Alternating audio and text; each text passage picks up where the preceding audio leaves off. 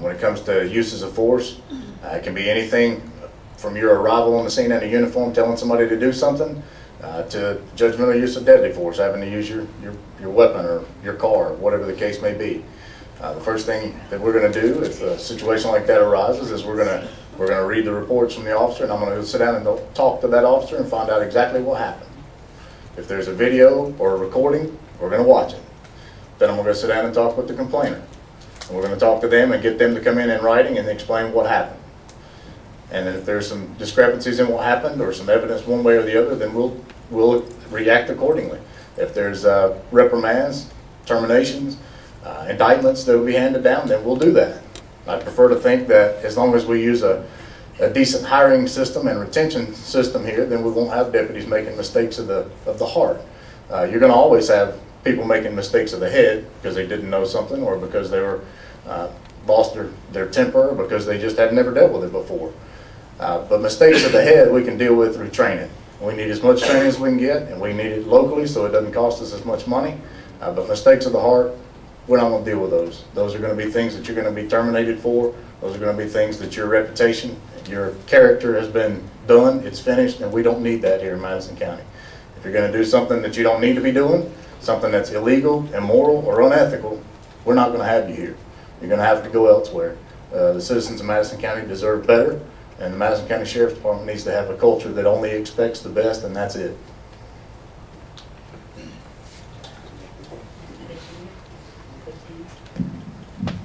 If you receive a complaint from someone who has been arrested by one of your officers that the officer used unnecessary force, what will be your process for responding? Likewise, how will you instruct your officers on the use of force? Well, first, I'm going to have all my officers get use of force training.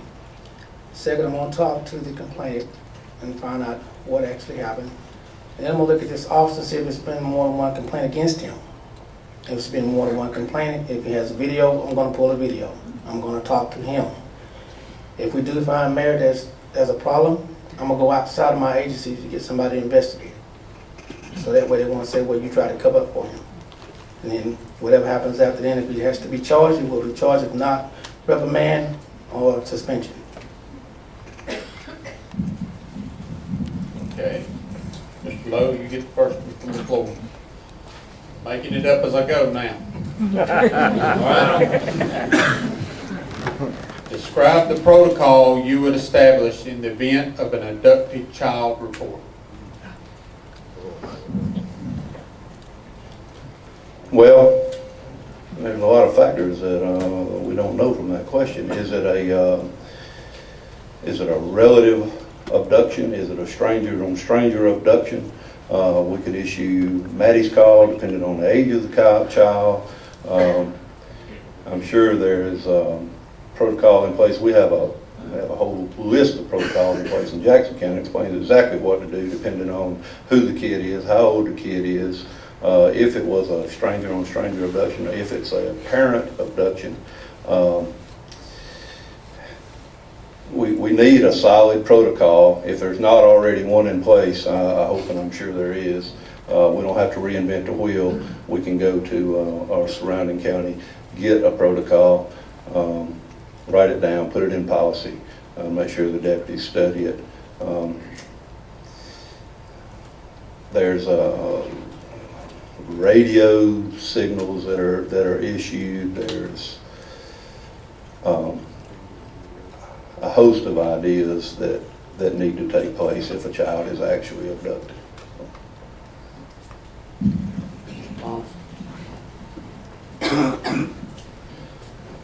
When a child's abducted, an alert will be sent out as soon as we know about it. As soon as we're notified, an alert is sent out with as much description as we can find or have at the time. And it depends if it's a stranger on stranger, like you said, or if it's a relative. Do we know any kind of vehicle description that they left in? There's a lot of factors that play into this as far as getting it out. We got to make sure first that all the deputies know what we're looking for. We know all the surrounding agencies know what we're looking for. GSP knows what we're looking for. Did they take them in the vehicle or they walk off somewhere with them? You know, there's a lot of factors goes into this. If they're in the woods, then we would notify our first responders, our fire departments, and get rescue out there to make a search of it. We'll get as many people as we can. You know, like I said, if they're in a vehicle, we're notifying as many people as we can of the surrounding counties and agencies, getting the alerts out.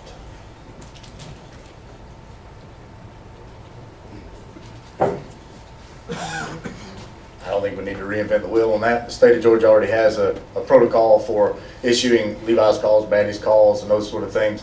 What it dictates is that when there is a call about a missing or reportedly missing child, that the local law enforcement agency will then respond, establish whether it is or is not a founded abduction, determine whether or not it's a family member, determine whether or not there's enough information to issue a lookout on GCIC or the NCIC nationwide or statewide, and then call in whatever the corresponding agencies that you need to use are. And pretty much it's unlimited at the resources you can get from the state and or local, southeastern United States have significant amounts of resources that they'll give you in the event of an elderly person or a child that's missing or abducted, especially if they're considered to be in any immediate danger. But there's already a protocol in place. We just need to copy that over to the local sheriff's department and start acting on it when we, God forbid, have to deal with it. As he said, using the protocol that's in place, getting it to the sheriff department. Once the deputy is dispatched to that scene, find out, like I said, if it's a parent or a stranger, and then get the information out to the local agencies. And if it requires to be put on the news, get it on the news, get a description of a car and what the child was last wearing. So that way we can probably catch and hinder this person and can't get away with the child. Hey, it's scary. Kids getting gone. What we need to do is use the protocol in place. We need to make sure the call is legitimate. It starts with dispatch. Get descriptions. Then when the deputy gets on scene, just get the information. If it's a valid call, then we work with what we have. We'll call in agencies. We need the helicopters. We'll call in the helicopters. News media. We'll use what we need, the resources we need. We'll call in what we need.